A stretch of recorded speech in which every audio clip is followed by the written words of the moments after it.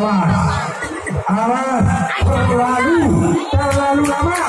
Bapak Budi, merah oke.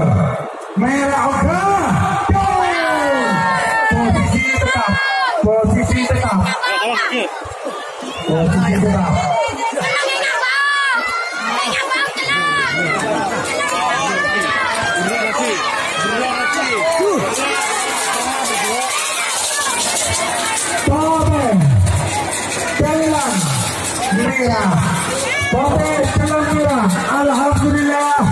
Alhamdulillah untuk tahun 2019 lomba karavan sapi tingkat kabupaten Pamekasan sukses, tidak ada rintangan.